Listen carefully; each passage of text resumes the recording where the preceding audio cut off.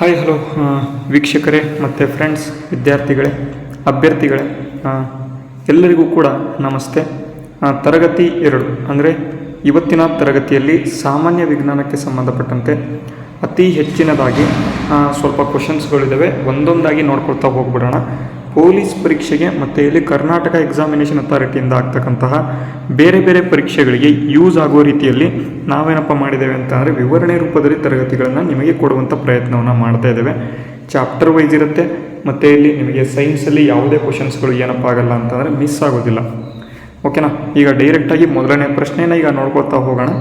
ಅದಕ್ಕೂ ಮುಂಚಿತವಾಗಿ ನೀವೇನಾದರೂ ನಮ್ಮ ಚಾನಲನ್ನು ಸಬ್ಸ್ಕ್ರೈಬ್ ಆಗಿಲ್ಲ ಅಂದರೆ ಎಲ್ಲರೂ ಕೂಡ ಮೊದಲು ಸಬ್ಸ್ಕ್ರೈಬ್ ಮಾಡ್ಕೊಳ್ಳಿ. ಓಕೆ, ಮೊದಲನೇ ಪ್ರಶ್ನೆ ಈಗ ನೋಡೋಣ. ನೋಡಿ ವಿದ್ಯಾರ್ಥಿಗಳೇ, ಮೊದಲನೇದಾಗಿ ಪರಮಾಣು ರಿಯಾಕ್ಟರ್ಗಳು ಅಂತ ನೀವು ಕೇಳಿರ್ತೀರ. ಪರಮಾಣು ರಿಯಾಕ್ಟರ್ಗಳು ಏನಪ್ಪ? ಪರಮಾಣು ರಿಯಾಕ್ಟರ್ಗಳು ಅಂತ ನಾವು ನೋಡೋಣ. ಈ ಒಂದು ನ್ಯೂಕ್ಲಿಯರ್ ರಿಯಾಕ್ಟರ್ಗಳಲ್ಲಿ ಬಳಸಲಾಗ್ತಕ್ಕಂತಹ ಒಂದು ಭಾರಜಲಕ್ಕೆ ನಾವೇನಂತ ಕರಿತೇವೆ? ಇಂಗ್ಲೀಷಲ್ಲಿ ಹೆವಿ ವಾಟರ್ ಅಂತ ಕರಿತೇವೆ. ಅದರ ಸೂತ್ರ ನೋಡಿ, D2O, ಡ್ಯೂಟೇರಿಯಂ ಆಕ್ಸೈಡ್ ಅಂತ ಕರಿತೀವಿ. ಡ್ಯೂಟೇರಿಯಂ ಆಕ್ಸೈಡ್ ಅಂತ ಹೆವಿ ವಾಟರ್ನ, ಭಾರಜಲವನ್ನು. ಇದರ ಒಂದು ಪ್ರಮುಖ ಕಾರ್ಯ ಏನು ಅಂತ ಕೊಟ್ಟಿದ್ದಾರೆ. ನೋಡಿ ವಿದ್ಯಾರ್ಥಿಗಳೇ, ಇಂಥ ಪ್ರಶ್ನೆಗಳು ಯಾಕಪ್ಪ ಬರ್ತಿದೆ ಅಂತ ಅಂದರೆ ನಿಮಗೆಲ್ಲರಿಗೂ ಕೂಡ ಗೊತ್ತಿದೆ. ಇತ್ತೀಚೆಗೆ ಫಾಸ್ಟ್ ಬ್ರೀಡರ್ ರಿಯಾಕ್ಟರ್ ಅಂತ ನೀವು ಏನು ಕೇಳಿರ್ತೀರ, ಕಲ್ಪಕಂನಲ್ಲಿ ಉದ್ಘಾಟನೆ ಆಗಿದೆ. ಕಲ್ಪಕಂ ಎಲ್ಲಿದೆ ಹಾಗಾದರೆ? ಅಣುವಿದ್ಯುತ್ ಸ್ಥಾವರ ಎಲ್ಲಿದೆ? ಕಲ್ಪಕಂ ಎಂಬತಕ್ಕಂಥ ಅಣುವಿದ್ಯುತ್ ಸ್ಥಾವರ ಇದು ತಮಿಳುನಾಡಿನಲ್ಲಿ ಕಂಡುಬರುತ್ತೆ. ನಾಡಿನಲ್ಲಿ ಕಂಡುಬರ್ತಕ್ಕಂತಹ ಒಂದು ಏನಪ್ಪ ಅಂತ ಅಂದರೆ ಅಣುವಿದ್ಯುತ್ ಸ್ಥಾವರ. ಈ ಒಂದು ಸ್ಥಾವರದಲ್ಲಿ ಫಾಸ್ಟ್ ಬ್ರೀಡರ್ ರಿಯಾಕ್ಟರ್ಗೆ ಸಂಬಂಧಪಟ್ಟಂತೆ ಸ್ವಲ್ಪ ಕ್ವಶನ್ಸ್ಗಳು ನೀವು 4ನೇ ತಾರೀಕು ಮತ್ತು 5ನೇ ತಾರೀಕು ಆದಂಥ ಎಕ್ಸಾಮ್ಸ್ಗಳಲ್ಲಿ ನೀವು ನೋಡ್ಬೋದು. ಈಗ ಪರಮಾಣು ರಿಯಾಕ್ಟರ್ಗಳಲ್ಲಿ ಏನಪ್ಪ ಅಂತ ಅಂದರೆ ತುಂಬ ನ್ಯೂಸಲ್ಲಿರೋ ಕಾರಣದಿಂದಾಗಿ ಹೆವಿ ವಾಟರ್ ಎಂಬತಕ್ಕಂಥದ್ದು ಇದು ಕೇಳಬಹುದು ಮುಂದೆ. ಓಕೆನಾ? ಅದಕ್ಕಾಗಿ ನಾನೇನಪ್ಪ ಮಾಡಿದ್ದೇನೆ, ನಿಮಗೆ ತೆಗೆದುಕೊಂಡು ಬಂದಿದ್ದೇನೆ. ಈಗ ಆಪ್ಷನ್ಸ್ ನೋಡಿ, ನ್ಯೂಟ್ರಾನ್ಗಳ ವೇಗವನ್ನು ಕಡಿಮೆ ಮಾಡುವುದು. ನ್ಯೂಟ್ರಾನ್ಗಳ ವೇಗ ಏನು ಮಾಡ್ತಾರೆ? ಕಡಿಮೆ ಮಾಡುವುದು ಅಂತ ಕೊಟ್ಟಿದ್ದಾರೆ. ಮಾಡರೇಟರ್ ಅಂತ ಇದನ್ನು ಕರೀತಾರೆ. ಅದೇ ರೀತಿ 2ನೇ ಆಪ್ಷನ್ ನೋಡಿ, ನ್ಯೂಟ್ರಾನ್ಗಳನ್ನು ಸಂಪೂರ್ಣವಾಗಿ ಹೀರಿಕೊಳ್ಳುವುದು. 2ನೇದು ನ್ಯೂಟ್ರಾನ್ಗಳನ್ನು ಸಂಪೂರ್ಣವಾಗಿ ಹೀರಿಕೊಳ್ಳುವುದು ಅಂತ. ನೆಕ್ಸ್ಟ್ 3ನೇದು ನೋಡಿ, ರಿಯಾಕ್ಟರ್ನ ಉಷ್ಣತೆಯನ್ನು ತಕ್ಷಣ ಶೂನ್ಯಕ್ಕೆ ತರುವುದು. ತುಂಬ ಇಂಪಾರ್ಟೆಂಟ್ ನೋಡಿ. ರಿಯಾಕ್ಷನ್ಗಳನ್ನು ಒಂದು ಉಷ್ಣತೆ ಏನು ಟೆಂಪ್ರೇಚರ್ ಏನಿರುತ್ತೆ ಅದನ್ನು 0ಗೆ ತೆಗೆದುಕೊಂಡು ಬರೋದು ಅಂತ ಕೊಟ್ಟಿದ್ದಾರೆ. 4ನೇದು ನೋಡಿ, ಪರಮಾಣು ವಿಘಟನೆಯನ್ನು ಪ್ರೇರೇಪಣ ಮಾಡುವುದು. ಪರಮಾಣು ವಿಘಟನೆಯನ್ನು ಮಾಡೋದು, ಪ್ರೇರೇಪಣೆ ಮಾಡುವುದು ಅಂತ ಕೊಟ್ಟಿದ್ದಾರೆ. ಹಾಗಾದರೆ ಸರಿಯಾದ ಉತ್ತರ ಏನು? ಇದಕ್ಕೆ ಸರಿಯಾದ ಉತ್ತರ ಪರಮಾಣು ರಿಯಾಕ್ಟರ್ಗಳಲ್ಲಿ ಹೆವಿ ವಾಟರ್ನ ಕೆಲಸ ಏನು? ತುಂಬ ಇಂಪಾರ್ಟೆಂಟ್ ವಿದ್ಯಾರ್ಥಿಗಳೇ. ಏನಪ್ಪ ಅಂತಂದರೆ ನ್ಯೂಟ್ರಾನ್ಗಳ ವೇಗವನ್ನು ಕಡಿಮೆ ಮಾಡ್ತಕ್ಕಂಥದ್ದು. ಆ ಒಂದು ಆಪ್ಷನನ್ನು ಬಿಟ್ಟು ಎಲಿಮಿನೇಷನ್ ಟೆಕ್ನಿಕ್ ಈಗ ನಿಮಗೆ ಹೇಳಿಕೊಡ್ತೇನೆ. ಈಗ ನೋಡ್ಬೋದು, ನ್ಯೂಟ್ರಾನ್ಗಳನ್ನು ಸಂಪೂರ್ಣವಾಗಿ ಹೀರಿಕೊಳ್ಳುವುದು ಅಂತ ಹಾಕಿದ್ದಾರೆ. 2ನೇ ಆಪ್ಷನ್, ನ್ಯೂಟ್ರಾನ್ಗಳನ್ನು ಏನು ಮಾಡ್ತಾರೆ? ಸಂಪೂರ್ಣವಾಗಿ ಹೀರಿಕೊಳ್ಳೋದಂತೆ. ಒಂದು ಫಾಸ್ಟ್ ಬ್ರೀಡರ್ ರಿಯಾಕ್ಟರ್ ಇದೆ ಅಂದ್ಕೊಳ್ಳಿ, ಅಲ್ಲಿ ಹೆವಿ ವಾಟರ್ ಯಾಕಪ್ಪ ಹಾಕ್ತಾರೆ ಅಂತ ನ್ಯೂಟ್ರಾನ್ಗಳನ್ನು ಕಂಪ್ಲೀಟಾಗಿ ಹೀರ್ಕೊಂಡ್ಬಿಟ್ರೆ ಅಲ್ಲಿ ಏನಾಗಲ್ಲ, ಅಲ್ಲಿ ಅಣುವಿದ್ಯುತ್ ಸ್ಥಾವರದಲ್ಲಿ ಏನಪ್ಪ ಅಂತ ನಮಗೆ ಕರೆಂಟ್ ಏನಿದೆ, ಉತ್ಪಾದನೆ ಏನಿದೆ ಅದು ಆಗೋದಿಲ್ಲ. ಅದಕ್ಕಾಗಿ ಇದು ತಪ್ಪ, ಡೈರೆಕ್ಟ್ ಆಗಿ ತಪ್ಪ. ನೆಕ್ಸ್ಟ್ 2ನೇದು ನೋಡಿ, ರಿಯಾಕ್ಟರ್ನ ಉಷ್ಣತೆಯನ್ನು ತನ್ನ ತಕ್ಷಣ ಶೂನ್ಯಕ್ಕೆ ತರುವುದು ಅಂತ. ಇದು ಕೂಡ ಸೇಮ್. ಏನಾದರೂ ಟೆಂಪ್ರೇಚರ್ ಏನಿದೆ ಅದು 0ಗೆ ಬಂದುಬಿಟ್ರೆ ನಮಗೇನು ಸಿಗುತ್ತೆ? ಏನೂ ಕೂಡ ಸಿಗೋದಿಲ್ಲ. ಅದಕ್ಕಾಗಿ ಇದು ಕೂಡ ತಪ್ಪ. ನೆಕ್ಸ್ಟ್ 3ನೇದು ನೋಡಿ, ಪರಮಾಣು ವಿಘಟನೆಯನ್ನು ಪ್ರೇರೇಪಣೆ ಮಾಡುವುದು. ಪರಮಾಣು ವಿಘಟನೆ ಮತ್ತು ಪ್ರೇರೇಪಣೆ ಅಂತ ನೀವು ಇದನ್ನು ಸರಿ ಅಂತ ಹೇಳ್ಬೋದು. ಎ ಮತ್ತು ನಿಮಗೆ ಮತ್ತೆ ಡಿನಲ್ಲಿ ಕನ್ಫ್ಯೂಷನ್ ಸ್ಟಾರ್ಟ್ ಆಗುತ್ತೆ. ಬಟ್ ಅವರೇನು ಕೊಟ್ಟಿದ್ದಾರೆ? ನ್ಯೂಟ್ರಾನ್ಗಳ ವೇಗವನ್ನು ಕಡಿಮೆ ಮಾಡುವುದು. ಇದು ಸ್ವಲ್ಪ ನಿಮಗೆ ಹತ್ತಿರದಲ್ಲಿ ನಾವೆಲ್ಲೋ ಓದಿದ್ದೀವಿ ಅನ್ನೋ ಥರ ಇಲ್ವಾ? ಮಾಡರೇಟರ್ ಎಂಬತಕ್ಕಂಥ ನಾವು ಇದು ಓದಿದ್ದೀವಿ ತಾನೆ. ಈ ಒಂದು ಪರಮಾಣು ವಿಘಟನೆ, ಪ್ರೇರೇಪಣೆ ಇದೆಲ್ಲೂ ಕೂಡ ನಾವು ಸ್ವಲ್ಪ ಇಲ್ಲಿ ಕೇಳಿರೋದಿಲ್ಲ. ಬಟ್ ನ್ಯೂಟ್ರಾನ್ ವೇಗಗಳನ್ನು ಕಡಿಮೆ ಮಾಡೋದನ್ನು ನಾವು ಓದಿರ್ತೀವಿ. ಅದಕ್ಕಾಗಿ option A is the right answer. ಇಷ್ಟೇ. ಇದಕ್ಕೆ ಸಂಬಂಧಪಟ್ಟಂತೆ ಇನ್ನು ಹೆಚ್ಚಿನ ವಿವರಣೆ ಕೊಡ್ತೀನಿ ನಾನು. ನೋಡಿ, ನ್ಯೂಟ್ರಾನ್ಗಳ ವೇಗವನ್ನು ಕಡಿಮೆ ಮಾಡುವುದು, ಇದನ್ನು ಮಾಡರೇಟರ್ ಅಂತ ಕರೀತಾರೆ. ಭಾರಜಲವು ಹೈಡ್ರೋಜನ್ನ ಸಮಸ್ಥಾನಿಯಾದ ಐಸೋಟೋಪ್ ಡ್ಯೂಟೇರಿಯಂನ ಇದರಿಂದ ಮಾಡಲ್ಪಟ್ಟಿದೆ. ಇದು ವೇಗವಾಗಿ ಚಲಿಸುವ ನ್ಯೂಟ್ರಾನ್ಗಳನ್ನು ನಿಧಾನಗೊಳಿಸಿ ನಿಯಂತ್ರಿತ ಸರಣಿ ಕ್ರಿಯೆ ಆಗಿರ್ತಕ್ಕಂತಹ ಕಂಟ್ರೋಲ್ಡ್ ಚೈನ್ ರಿಯಾಕ್ಷನನ್ನು ಮುಂದುವರಿಯಲು ಸಹಾಯ ಮಾಡುತ್ತದೆ. ನ್ಯೂಟ್ರಾನ್ ಹೀರಿಕೊಳ್ಳಲು ಕ್ಯಾಡ್ಮಿಯಂ ಕಡ್ಡಿಗಳನ್ನು ಇದು ಬಳಸಲಾಗುತ್ತದೆ. ನೋಡಿ, ತುಂಬ ಇಂಪಾರ್ಟೆಂಟು. ಇನ್ನೊಂದು ಇಂಪಾರ್ಟೆಂಟ್ ಏನು ಗೊತ್ತಾಯ್ತು ನಮಗೆ? ಕ್ಯಾಡ್ಮಿಯಂ CD ಅಂತ ಬರುತ್ತೆ. ಈ ಒಂದು ನ್ಯೂಟ್ರಾನ್ ವೇಗಗಳನ್ನು ಕಡಿಮೆ ಮಾಡೋದಕ್ಕೆ ನಾವೇನಪ್ಪ ಯೂಸ್ ಮಾಡ್ತೀವಿ ಅಂತಂದರೆ ಕ್ಯಾಡ್ಮಿಯಂ ಕಡ್ಡಿಗಳನ್ನು ಏನು ಮಾಡ್ತಾರೆ, ಇದು ಯೂಸ್ ಮಾಡುತ್ತೆ ಅಂತ ಇಲ್ಲಿ ಮಾಹಿತಿಗಳನ್ನು ಕೊಟ್ಟಿದ್ದಾರೆ. ನೋಡಿ, ಇದು ಕೂಡ ಕೇಳಬಹುದಲ್ವಾ ಎಕ್ಸಾಮಲ್ಲಿ. ಅದಕ್ಕಾಗಿ ನಿಮಗೆ ಅಂತಾರೆ ಮಾಹಿತಿಗಳನ್ನು ಕೊಟ್ಟಿದ್ದೇನೆ. ನೋಡಿ ವಿದ್ಯಾರ್ಥಿಗಳಿಗೆ, ಇದೇ ರೀತಿ ನಿಮಗೇನಾದರೂ ಸಂಪೂರ್ಣವಾಗಿ ನಮ್ಮ ಒಂದು ತರಗತಿಗಳ ಮಾಹಿತಿಗಳು ಬೇಕು ಮತ್ತು ಇಷ್ಟ ಆಗ್ತಾ ಇದ್ರೆ, ವಿಡಿಯೋ ಇಷ್ಟ ಆಗ್ತಾ ಇದ್ರೆ, ಮತ್ತು ಇಲ್ಲಿ ನಿಮಗೇನಾದರೂ ಪೊಲೀಸ್ ಕಾನ್ಸ್ಟೇಬಲ್ ಈ ವರ್ಷ ನಾವು ಕ್ಲಿಯರ್ ಮಾಡಲೇಬೇಕು ಸರ್ ಎಂಬತಕ್ಕಂಥ ವಿದ್ಯಾರ್ಥಿಗಳಿದ್ರೆ ಇಲ್ಲಿ ಕೊಟ್ಟಿರ್ತಕ್ಕಂಥ ಬ್ಯಾಚನ್ನು ಪರ್ಚೇಸ್ ಮಾಡಿ. ಗ್ರಾಮ ಆಡಳಿತಾಧಿಕಾರಿ ಅಂತ ಬ್ಯಾಚ್ ಕೊಟ್ಟಿದ್ದೇವೆ, ಬಟ್ ಇದಕ್ಕೆ ನಿಮಗೆ ಸಂಪೂರ್ಣವಾಗಿ ಯಾವ್ಯಾವ ಎಕ್ಸಾಮ್ಗೆ ಬೇಕು ಎಲ್ಲ ಸಂಪೂರ್ಣವಾಗಿ ಸಿಗುತ್ತೆ. ನಿಮಗೆ ಕರ್ನಾಟಕ ಎಕ್ಸಾಮಿನೇಷನ್ ಅಥಾರಿಟಿಯಿಂದ ಆಗ್ತಕ್ಕಂಥ ಎಲ್ಲ ಪರೀಕ್ಷೆಗಳಿಗೆ ಇದು ಯೂಸ್ ಆಗುತ್ತೆ. ಓನ್ಲಿ ಎಷ್ಟಪ್ಪ ಅಂತಂದರೆ ಬ್ಯಾಚ್ ಪ್ರೈಸ್ ಬಂದುಬಿಟ್ಟು 501 ರೂಪಾಯಿ ಇದೆ. ಇದನ್ನು ನಾವು ಯಾವ ರೀತಿ ತಗೊಳ್ಳೋದು ಅಂತ ನೀವು ಕೇಳ್ತಾ ಇರ್ಬೋದು. ಪಕ್ಕದಲ್ಲಿ ನಾನು ಫೋನ್ಪೇ ಸ್ಕ್ಯಾನರನ್ನು ಕೊಟ್ಟಿದ್ದೇನೆ. ಈ ಒಂದು ಸ್ಕ್ರೀನ್ಶಾಟನ್ನು ತಗೊಳ್ಳಿ. ಅಂದರೆ ಈಗ ನೀವೇನು ಕ್ಲಾಸ್ ನೋಡ್ತಿದ್ದೀರಾ, ಸ್ಕ್ರೀನ್ಶಾಟ್ ತೊಗೊಂಡ್ಬಿಟ್ಟು ಸೇಮ್ ಸ್ಕ್ರೀನ್ಶಾಟನ್ನು ನೀವು ಫೋನ್ಪೇ ಓಪನ್ ಮಾಡಿ ಅಲ್ಲಿ ಸ್ಕ್ರೀನ್ಶಾಟನ್ನು ಅಪ್ಲೋಡ್ ಮಾಡಿದರೆ ಪೇಮೆಂಟ್ ಆಪ್ಷನ್ ಬರುತ್ತೆ. 501 ರೂಪಾಯಿ ನೀವು ಪೇಮೆಂಟ್ ಮಾಡಿದರೆ ಸಾಕು, ನಾವು ನಿಮಗೆ ಏನಪ್ಪ ಮಾಡ್ತೇವೆ ಅಂತಂದರೆ PDF ಬ್ಯಾಚ್ ರೂಪದಲ್ಲಿ ನಿಮಗೆ ಸಂಪೂರ್ಣ ಬ್ಯಾಚನ್ನು ಕೊಡ್ತೇವೆ. ನೆಕ್ಸ್ಟು ಅದರ ಬಳಿಕ ನೀವು ಏನಪ್ಪ ಮಾಡಬೇಕು ಅಂತಂದರೆ ನಮ್ಮ ಒಂದು ಟೆಲಿಗ್ರಾಮನ್ನು ಜಾಯಿನ್ ಆಗಬೇಕು. ಡಿಸ್ಕ್ರಿಪ್ಷನಲ್ಲಿ ಟೆಲಿಗ್ರಾಮ್ ಲಿಂಕ್ ಕೊಟ್ಟಿರ್ತೀವಿ. ಆ ಒಂದು ಟೆಲಿಗ್ರಾಮ್ನ ಜಾಯಿನ್ ಆದರೆ ನಾವು ನಿಮಗೆ PDF ಈಸಿಯಾಗಿ ಕೊಡೋದಕ್ಕೆ ನಮಗೆ ಯೂಸ್ ಆಗುತ್ತೆ. ಅದು ಕೂಡ ಇಂಪಾರ್ಟೆಂಟು, ಓಕೆನಾ. ಮತ್ತು ನಿಮಗೇನಾದರೂ ಕರೆಂಟ್ ಅಫೇರ್ಸ್ ಬ್ಯಾಚ್ ಬೇಕು ಅಂತಂದರೆ ಇಲ್ಲಿ ನೋಡಿ, ಬರೀ ಕರೆಂಟ್ ಅಫೇರ್ಸ್ಗೆ ನಾವು 60 ರೂಪಾಯಿಲಿ ಸಂಪೂರ್ಣ ಕರೆಂಟ್ ಅಫೇರ್ಸ್ ಬ್ಯಾಚನ್ನು ಮಾಡಿದ್ದೇವೆ. ಉದ್ಯೋಗ ಜೀವನ್ 1@gmail.com ಅಂತಕ್ಕಂಥ ಇಮೇಲ್ ವಿಳಾಸ ಇರುತ್ತೆ. ಇಲ್ಲೂ ಕೂಡ ನೀವು ನಮಗೆ ಕಾಂಟ್ಯಾಕ್ಟ್ ಮಾಡ್ಬೋದು. ನೋಡಿ, ಕಳೆದ 6 ತಿಂಗಳ ಕರೆಂಟ್ ಅಫೇರ್ಸ್ಗಳಿಗೆ 60 ರೂಪಾಯಿಗಳನ್ನು ನಾವು ಇಟ್ಟಿದ್ದೇವೆ. ಇದನ್ನು ಕೂಡ ತಗೊಳ್ಳಿ. ಇಲ್ಲೂ ಕೂಡ ನೀವೇನು ಮಾಡ್ಬೋದು, ಸ್ಕ್ರೀನ್ಶಾಟ್ ತೊಗೊಂಡು 60 ರೂಪಾಯಿ ಪೇ ಮಾಡಿ ನಾವು ನಿಮಗೆ PDF ಕಳಿಸ್ತೇವೆ. ಕಳೆದ ಒಂದು 6 ತಿಂಗಳ ಕರೆಂಟ್ ಅಫೇರ್ಸ್ ಇರುತ್ತೆ, ಓಕೆನಾ. ಅರ್ಥ ಆಯ್ತಾ?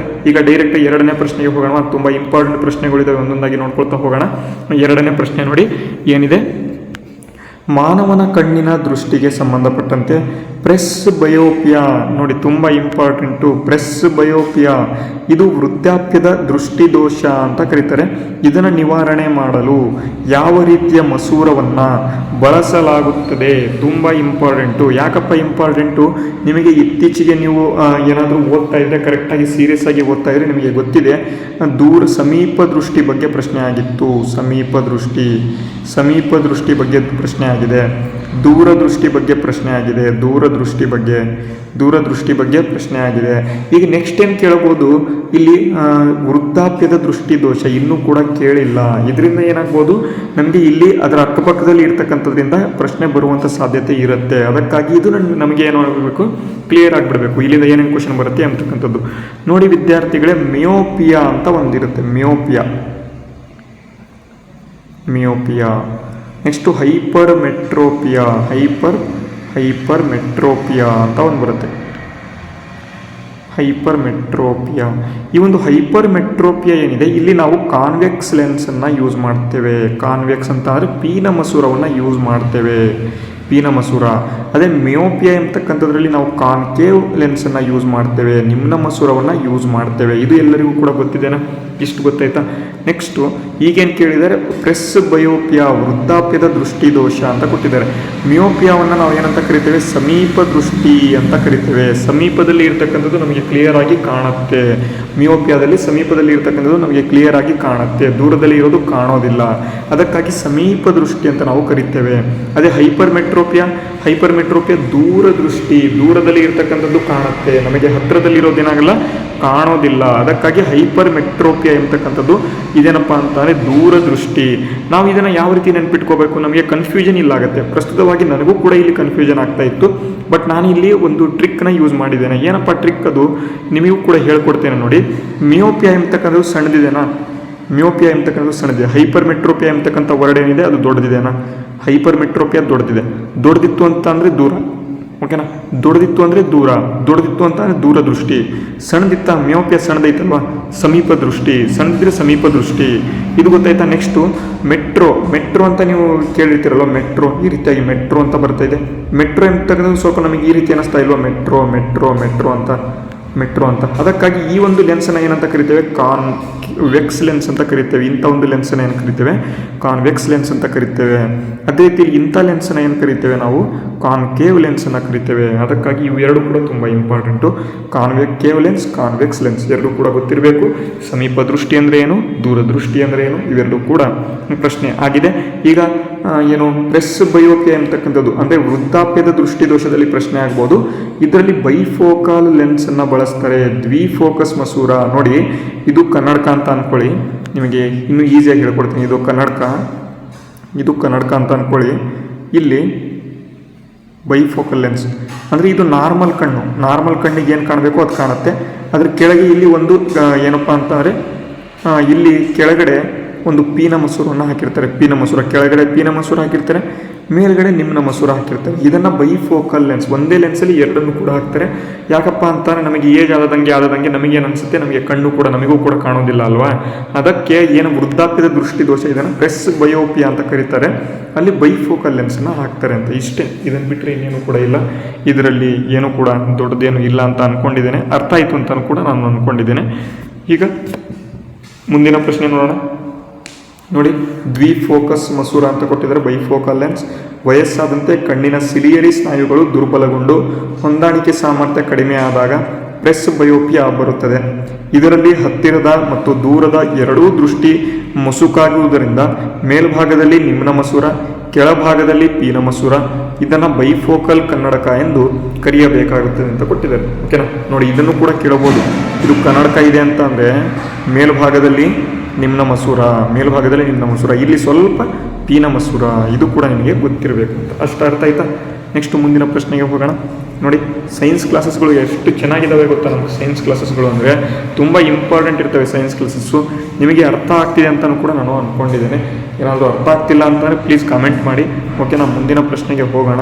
ಆಲ್ಬರ್ಟ್ ಐನ್ಸ್ಟೀನ್ ಅವರ ವಿಶೇಷ ಸಾಪೇಕ್ಷತಾ ಸಿದ್ಧಾಂತ ಅಂದರೆ ಥಿಯರಿ ಆಫ್ ರಿಲೇಟಿವಿಟಿ, ಇದರ ಪ್ರಕಾರ ವಸ್ತುವೊಂದರ ವೇಗವು ಬೆಳಕಿನ ವೇಗಕ್ಕೆ ಹತ್ತಿರವಾದಂತೆ ವಸ್ತುವಿನ ದ್ರವ್ಯರಾಶಿ ಏನಾಗುತ್ತದೆ. ನೋಡಿ, ಬೆಳಕಿನ ವೇಗ ಅಂತ ಅಂದರೆ ಬೆಳಕಿನ ವೇಗ ಎಷ್ಟು? 3 × 10⁸ ಮೀಟರ್ ಪರ್ ಸೆಕೆಂಡ್. ಇದು ಬೆಳಕಿನ ವೇಗನ.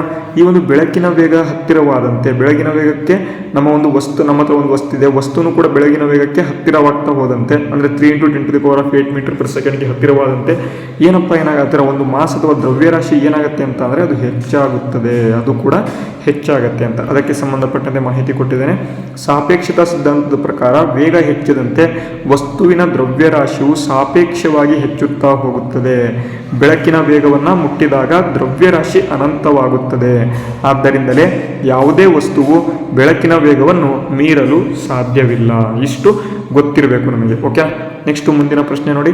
ಮಾನವನ ಮೆದುಳಿನ ಯಾವ ಭಾಗವು ದೇಹದ ಉಷ್ಣತೆ, ಹಸಿವು, ಬಾಯಾರಿಕೆ, ಜೈವಿಕ ಗಡಿಯಾರ ಅಥವಾ ಸರ್ಕ್ಯಾಡೇಷನ್ ರಿದಮ್ ಅಂತ ಕೊಟ್ಟಿದ್ದಾರೆ. ಇದನ್ನು ನಿಯಂತ್ರಣ ಮಾಡ್ತಕ್ಕಂಥ ಪ್ರಮುಖ ಕೇಂದ್ರ ಆಗಿದೆ. ನೋಡಿ ವಿದ್ಯಾರ್ಥಿಗಳೇ, ನೀವು ಕೆಇಎ ಪರೀಕ್ಷೆನ ನೋಡ್ಬೋದು. ವಿದ್ಯಾರ್ಥಿಗಳೇ, ಯಾವುದೇ ಈ ಒಂದು ಕೆಇಎ ಪರೀಕ್ಷೆಯಲ್ಲಿ ಇನ್ನೂ ಕೂಡ ಮಾನವನ ದೇಹಕ್ಕೆ ಸಂಬಂಧಪಟ್ಟಂತೆ ಒಂದು ಕ್ವಶನ್ ಬಂದಿಲ್ಲ. ಆದರೆ ಯಾವಾಗ ಇಲ್ಲಿ ದಪ್ಪ ಇಡ್ತಾನೆ ಗೊತ್ತಿಲ್ಲ, ಅಂದರೆ ಯಾವಾಗ ಇಲ್ಲಿ ಕ್ವಶನ್ ಕೇಳ್ತಾನೆ ಗೊತ್ತಿಲ್ಲ. ಬಟ್ ಕೇಳ್ತಕ್ಕಂಥದ್ರಲ್ಲಿ ಇದೊಂದು ತುಂಬ ಇಂಪಾರ್ಟೆಂಟ್ ಪ್ರಶ್ನೆ. ಮಾನವನ ಮೆದುಳಿನ ಬಗ್ಗೆ ಏನು ಬೇಕಾದರೂ ಕ್ವಶನ್ ಕೇಳ್ಬೋದು. ದೊಡ್ಡ ಭಾಗ ಯಾವುದು, ಮತ್ತು ಇಲ್ಲಿ ನಮಗೆ ಇಂಟೆಲಿಜೆನ್ಸ್ ಅಂದರೆ ನಮಗೆ ನಮ್ಮ ಒಂದು ತಲೆಯಲ್ಲಿ ಇಂಟೆಲಿಜೆಂಟ್ ಅಂತ ನಾವು ಏನು ಕರಿತೇವೆ ಅದನ್ನು ಯಾವುದು ಕಂಟ್ರೋಲ್ ಮಾಡುತ್ತೆ, ಇವೆಲ್ಲವೂ ಕೂಡ ಪ್ರಶ್ನೆ ಬರ್ಬೋದು. ಈಗ ನೋಡಿ, ಮಾನವನ ಮೆದುಳಿನ ಯಾವ ಭಾಗವು ದೇಹದ ಉಷ್ಣತೆ, ನಮಗೆ ಟೆಂಪ್ರೇಚರ್ ಇರುತ್ತಲ್ವ, ಟೆಂಪ್ರೇಚರ್ ನಮ್ಮದು ಎಷ್ಟಿರುತ್ತೆ ಟೆಂಪ್ರೇಚರ್ 98.6 ಡಿಗ್ರಿ ಫ್ಯಾರನೀಟ್ ಇರುತ್ತೆ. ಇದು 37 ಡಿಗ್ರಿ ಸೆಲ್ಸಿಯಸ್ಗೆ ಸಮ. 37 ಡಿಗ್ರಿ ಸೆಲ್ಸಿಯಸ್ಗೆ ಸಮ. ಫ್ಯಾರನೀಟಲ್ಲಿ ಕೇಳ್ತಾರೆ ಎಕ್ಸಾಮಲ್ಲಿ ಕ್ವಶನ್ನು 98.6 ಡಿಗ್ರಿ ಫ್ಯಾರನೈಟ್ ಅಂತ. ಇದು ಟೆಂಪ್ರೇಚರ. ಇದನ್ನು ದೇಹದ ಉಷ್ಣತೆಯನ್ನು ಏನಪ್ಪ ಮಾಡುತ್ತೆ ಅಂತ ಇದು ಪ್ರಮುಖ ನಿಯಂತ್ರಣ ಮಾಡುತ್ತೆ. ಹಸಿವು, ನಿಮಗೆ ಹಸಿವಾಗ್ತಿದೆ ಅಲ್ವಾ, ಇವಾಗ ನೀವು ಸಂಜೆ 8 ಗಂಟೆಗೆ ಊಟ ಮಾಡ್ತಾ ಇರ್ತಕ್ಕಂಥವ್ರು ಡೈರೆಕ್ಟ್ ದಿನ 8 ಗಂಟೆಗೆ ಹೊಟ್ಟೆ ಸಿಗುತ್ತಲ್ವ, ಅದು ಯಾವುದು ಕಂಟ್ರೋಲ್ ಮಾಡುತ್ತೆ. ಮತ್ತು ಇಲ್ಲಿ ಬಾಯಾರಿಕೆ, ನೀವು ಈಗ ಬಾಯಾರಿಕೆ ಆಯ್ತಪ್ಪ, ನಾನು ಹೋಗಿ ನೀರು ಕುಡಿಬೇಕು, ಯಾವುದಪ್ಪ ಕಂಟ್ರೋಲ್ ಮಾಡ್ತಿದೆ ನಮ್ಮನ್ನು, ಇದು ಕೂಡ ಕೇಳ್ಬೋದು. ಜೈವಿಕ ಗಡಿಯಾರ, ಇವೆಲ್ಲವೂ ಕೂಡ ಯಾವ್ದು ಕಂಟ್ರೋಲ್ ಮಾಡ್ತಾ ಇದೆ? ಸೆರೆಬೆಲ್ಲಮ್, ಮಸ್ತಿಷ್ಕ ಪ್ರಂಗಡ, ಮೆಡುಲ್ಲಾ ಒಬ್ಲಾಂಗೇಟಾ, ಥಲಾಮಸ್ ಅಂತ ಇದೆ. ನೋಡಿ ವಿದ್ಯಾರ್ಥಿಗಳೇ, ಇವೆಲ್ಲವೂ ಕೂಡ ಉಷ್ಣತೆ ಆಗಿರ್ಬೋದು, ಹಸಿವು, ಬಾಯಾರಿಕೆ, ಜೈವಿಕ ಗಡಿಯಾರ, ಇವೆಲ್ಲವನ್ನು ಕೂಡ ಯಾರಪ್ಪ ಕಂಟ್ರೋಲ್ ಮಾಡ್ತಾರೆ ಅಂತಂದರೆ hypothalamus. Option D is the right answer. ಅರ್ಥ ಆಯ್ತಾ? ಮುಂದಿನ ಪ್ರಶ್ನೆ ಹೋಗೋಣ. ಅದಕ್ಕೊಂದು ಮುಂಚೆ ನೋಡಿ, ಹೈಪೋಥಲಾಮಸ್ ಬಗ್ಗೆ ಸ್ವಲ್ಪ ವಿವರಣೆ ಕೊಟ್ಬಿಡ್ತೇನೆ. ಹೈಪೋಥಲಾಮಸ್ ದೇಹದ ಹೋಮಿಯೋಸ್ಟಾಟಿಕ್ ಇಂಟರ್ನಲ್ ಬ್ಯಾಲೆನ್ಸನ್ನು ಕಾಯ್ದುಕೊಳ್ಳುವ ಮುಖ್ಯ ಅಂಗವಾಗಿದ್ದು ನರಮಂಡಲ ಮತ್ತು ಆ ಅಂತಃಸ್ರಾವಕ ಎಂಡೋಕ್ರೈನ್ ಮಂಡಲದ ನಡುವಿನ ಕೊಂಡಿ ಆಗಿದೆ. ಇಷ್ಟು ನೆನ್ಪಿಟ್ಕೊಳ್ಳಿ. ಅದೇ ರೀತಿ ಮುಂದಿನ ಪ್ರಶ್ನೆ, ಹಿಮೋಗ್ಲೋಬಿನ್ನಲ್ಲಿರುವ ಕಬ್ಬಿಣದ ಧಾತುವಿರುವುದು ಎಲ್ಲರಿಗೂ ಕೂಡ ತಿಳಿದಿದೆ. ಅಂದರೆ ನೀವು ಏನಪ್ಪ ಹಿಮೋಗ್ಲೋಬಿನ್ ಅಂತ ಎಲ್ಲರೂ ಕೂಡ ಕೇಳಿರ್ತಿಲ್ವಲ್ವಾ, ಇದು ಹಿಮೋಗ್ಲೋಬಿನ್ ಎಲ್ಲಿ ಕಂಡು ಬರುತ್ತೆ? ಮೊದಲು ಕೇಳ್ತಾ ಇರೋದು ನಮ್ಮ ಅಪ್ಪ ಅವರ ಎಕ್ಸಾಮ್ ಬರೀತಿದ್ದ ಇಲ್ವಾ, ಆ ಒಂದು ಕಾಲದಲ್ಲಿ ಹಿಮೋಗ್ಲೋಬಿನ್ ಎಲ್ಲಿ ಕಂಡು ಬರುತ್ತೆ ಅಂತ ಕೇಳ್ತಾ ಇದ್ರು. ಎಲ್ಲರೂ ಕೂಡ ರಕ್ತ ಅಂತ ಆನ್ಸರ್ ಮಾಡ್ತಾ ಇದ್ರು, ರಕ್ತ ಅಂತ. ಹಿಮೋಗ್ಲೋಬಿನ್ ರಕ್ತದಲ್ಲಿ ಕಂಡು ಬರುತ್ತೆ ಅಂತ. ಆದರೆ ಈಗೇನು ಕೇಳ್ತಿದ್ದಾರೆ, ಅವರೇ ಕ್ವಶನಲ್ಲೇ ಹೇಳಿಬಿಟ್ಟಿದ್ದೀವಿ ನಾವು, ಹಿಮೋಗ್ಲೋಬಿನ್ನಲ್ಲಿ ಕಬ್ಬಿಣದ ಧಾತು ಇದೆ ಅಂತ ನಾವು ಕ್ವಶನಲ್ಲೇ ಹೇಳಿಬಿಟ್ಟಿದ್ದೀವಿ. ಎಲ್ಲರಿಗೂ ಕೂಡ ತಿಳಿದಿದೆ ಅಂತ ಕೂಡ ನಾವು ಹೇಳಿಬಿಟ್ಟಿದ್ದೀವಿ.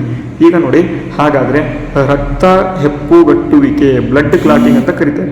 ಈ ಒಂದು ರಕ್ತ ಹೆಪ್ಪುಗಟ್ಟುವಿಕೆ ಅತ್ಯಗತ್ಯವಾಗಿ ಬೇಕಾಗುವ ಪ್ಲಾಸ್ಮಾದಲ್ಲಿನ ಪ್ರಮುಖ ಲೋಹದ ಅಯಾನ್ ಅಥವಾ ಮೆಟಲ್ ಅಯಾನ್ ಯಾವುದು? ನೋಡಿ ವಿದ್ಯಾರ್ಥಿಗಳೇ, ನೀವು ಎಲ್ಲೋ ಹೋಗ್ತಿದ್ದೀರಾ, ಈ ರೀತಿಯಾಗಿ ಹೋಗಬೇಕಾದ್ರೆ ಏನಪ್ಪ ಆಗುತ್ತೆ ಅಂತ ಅಂದರೆ, ಒಂದು ಬೈಕ್ ಬಂದು ನಿಮಗೆ ಗುದ್ಲಿ ಅಂತ ನಾನು ಹೇಳ್ತಾ ಇಲ್ಲ, ಬಟ್ ಓಕೆ ಏನೋ ಒಂದು ಅಂದ್ಕೊಳ್ಳಿ. ಫಾರ್ ಎಕ್ಸಾಂಪಲ್, ನೀವು ಬಿದ್ದುಬಿಡ್ತೀರಾ ಅಂದ್ಕೊಳ್ಳಿ, ಬೈಕ್ ಬಂದು ಗುದ್ದೋದು ಬೇಡ, ಯಾರಿಗೂ ಕೂಡ ಕೆಟ್ಟದನ್ನು ನಾವು ಬಯಸಬಾರ್ದು, ಅದು ಕೂಡ ನಮಗೆ ಇರಲಿ. ಈಗ ನೀವು ಏನಪ್ಪ ಮಾಡ್ತಿದ್ದೀರಾ ಅಂತಂದರೆ, ಇದು ರೋಡ್ ಇದೆ, ಇದು ರೋಡ್ ಮೇಲೆ ಹೋಗ್ತಾ ಇದ್ದೀರಾ, ಇಲ್ಲೊಂದು ಅಡ್ಡದಾಗಿ ಏನೋ ಇತ್ತು, ಇದನ್ನು ಎಡವ್ಕೊಂಡು ಬಿದ್ದುಬಿಡ್ತೀರಾ, ಒಂದು ಸಣ್ಣ ಗಾಯ ಆಗಿಬಿಡುತ್ತೆ, ರಕ್ತ ಬರ್ತಿರುತ್ತೆ. ಓಕೆನಾ, ರಕ್ತ ಬರ್ತಿರುತ್ತೆ. ಬಟ್ ಆ ಒಂದು ರಕ್ತ ಹೆಪ್ಪುಗಟ್ಟೋದಿಲ್ಲ. ರಕ್ತ ಹೆಪ್ಪುಗಟ್ಟಲಿಲ್ಲ ಅಂತ ಅಂದರೆ ಏನಪ್ಪ ಒಂದು ಕಾಯಿಲೆ ಬರುತ್ತೆ ಅಂತಾರೆ, ಹಿಮೋಫಿಲಿಯಾ ಎಂಬತಕ್ಕಂಥ ಒಂದು ಕಾಯಿಲೆ ಬರುತ್ತೆ. ನೋಡಿ ಬರ್ಕೊಳ್ಳಿ ಇದನ್ನು, ಹಿಮೋಫಿಲಿಯಾ ಎಂಬತಕ್ಕಂಥ ಒಂದು ಕಾಯಿಲೆ ಬರುತ್ತೆ. ಇದು ಗೊತ್ತಾಯ್ತಾ, ಹಿಮೋಫಿಲಿಯಾ ಕಾಯಿಲೆ ಬರುತ್ತೆ. ಬಟ್ ಈಗ ಆ ಒಂದು ರಕ್ತ ಹೆಪ್ಪುಗಟ್ಟಿಬಿಡ್ತು ಅಂತ ಅಂದ್ಕೊಳ್ಳಿ, ಬ್ಲಡ್ ಕ್ಲಾಟ್ ಕೂಡ ಆಯಿತು, ರಕ್ತ ಹೆಪ್ಪುಗಟ್ಟಿಬಿಡ್ತು. ಆದರೆ ಆ ಒಂದು ಅಗತ್ಯವಾಗಿ ಬೇಕಾಗ್ತಕ್ಕಂಥ ಒಂದು ಪ್ಲಾಸ್ಮಾದಲ್ಲಿ, ಅಂದರೆ ಪ್ಲಾಸ್ಮಾ ಅಂತ ಅಂದರೆ ಏನು, ಪ್ಲೇಟ್ಲೆಟ್ ಎಲ್ಲರೂ ಕೂಡ ಕೇಳಿದಿರಲ್ವಾ, ಪ್ಲೇಟ್ಲೆಟ್ ಎಲ್ಲ ಕೇಳಿದಿರಲ್ವ, ಕಿರುತಟ್ಟೆಗಳನ್ನು ಕೇಳಿದಿರಲ್ವ. ಇದು ಕೂಡ ಏನಪ್ಪ ಮಾಡುತ್ತೆ ಅಂತ ರಕ್ತ ಹೆಪ್ಪುಗಟ್ಟುವಲ್ಲಿ ಕೆಲಸವನ್ನು ಮಾಡ್ತದೆ. ಮತ್ತು ನಮ್ಮ ಒಂದು ಮಾನವನ ದೇಹದಲ್ಲಿ ಬಿಳಿ ರಕ್ತ ಕಣಗಳು, ಕೆಂಪು ರಕ್ತ ಕಣಗಳು, ಪ್ಲೇಟ್ಲೆಟ್ಗಳು ಅಥವಾ ಕಿರುತಟ್ಟೆಗಳು ಮತ್ತು ಇಲ್ಲಿ ಪ್ಲಾಸ್ಮಾ ಎಂಬತಕ್ಕಂಥದ್ದು ಇರುತ್ತೆ ಅಂತ ನಮಗೆಲ್ಲರಿಗೂ ಕೂಡ ಗೊತ್ತಿದೆ. ಈ ಒಂದು ಪ್ಲಾಸ್ಮಾದಲ್ಲಿ ಎಂಥ ಒಂದು ಲೋಹ ಅಥವಾ ಯಾವ ಒಂದು ಅಯಾನ್ ಇದ್ದರೆ ಮಾತ್ರ ಬ್ಲಡ್ ಕ್ಲಾಟ್ ಆಗೋಕ್ಕೆ ಯೂಸ್ ಆಗುತ್ತೆ ಅಂತ. ಇಷ್ಟೇ ಪ್ರಶ್ನೆ, ಏನು ಕೂಡ ಕೇಳಿಲ್ಲ. ನೋಡಿ, ಮೆಗ್ನೀಷಿಯಂ, ಕ್ಯಾಲ್ಸಿಯಂ, ಸೋಡಿಯಂ, ಕಬ್ಬಿಣ ಅಂತ ಇದೆ. ಕಬ್ಬಿಣ ಎಲ್ಲರಿಗೂ ಕೂಡ ಗೊತ್ತಾಯಿತು, ಹಿಮೋಗ್ಲೋಬಿನ್ನಲ್ಲಿ ಇರುತ್ತೆ, ಅದೆಲ್ಲರಿಗೂ ಕೂಡ ಗೊತ್ತಿದೆ. ಇದು ಆಪ್ಷನ್ ಅಲ್ಲ ಅಂತಲೂ ಕೂಡ ನಾವು ಡೈರೆಕ್ಟಾಗಿ ಏನು ಮಾಡ್ಬೋದು, ಕ್ಯಾನ್ಸಲ್ ಮಾಡ್ಬೋದು. ಸೋಡಿಯಂ ಅಂತ ಇದೆ, ಕ್ಯಾಲ್ಸಿಯಂ ಇದೆ, ಮೆಗ್ನೀಷಿಯಂ ಇದೆ. ನೋಡಿ ವಿದ್ಯಾರ್ಥಿಗಳು, ಮೆಗ್ನೀಷಿಯಂ ಎಲ್ಲಪ್ಪ ಕಂಡುಬರುತ್ತೆ ಅಂತಾರೆ, ಕ್ಲೋರೋಫಿಲ್ ಅಂತ ಪತ್ರಹರಿತಿನಲ್ಲಿ ಕಂಡುಬರುತ್ತೆ, ಕ್ಲೋರೋಫಿಲಲ್ಲಿ. ಅದಕ್ಕಾಗಿ ಇದು ಕೂಡ ಅಲ್ಲ ಅಂತ ನಾವು ಡೈರೆಕ್ಟಾಗಿ ಹೇಳ್ಬೋದು. ಈಗ ಕ್ಯಾಲ್ಸಿಯಂ ಮತ್ತು ಸೋಡಿಯಮಲ್ಲಿ ಮುಗೀತು. ನೋಡಿ ವಿದ್ಯಾರ್ಥಿಗಳು, ನೀವು ಎಲ್ಲೋ ಒಂದು ಕಡೆ ಕೇಳಿರ್ತೀರ, ಬೋನ್ ಅಥವಾ ಮೂಳೆಗಳಲ್ಲಿ ಕ್ಯಾಲ್ಸಿಯಂ ಇರುತ್ತೆ ಅಂತ. ಬಟ್ ಇಲ್ಲಿ ಸೋಡಿಯಂ ಎಂಬತಕ್ಕಂಥದ್ದು ಎಲ್ಲೂ ಕೂಡ ನೀವು ಮಾನವನ ದೇಹದಲ್ಲಿ ಸೋಡಿಯಂ ಎಂಬತಕ್ಕಂಥ ಪದ ಎಲ್ಲೂ ಕೂಡ ಕೇಳಿರೋದಿಲ್ಲ. ಹಾಗಾಗಿ ಇದನ್ನು ಕೂಡ ನೀವೇನು ಮಾಡಬೇಕು, ಕ್ಯಾನ್ಸಲ್ ಮಾಡಬೇಕು.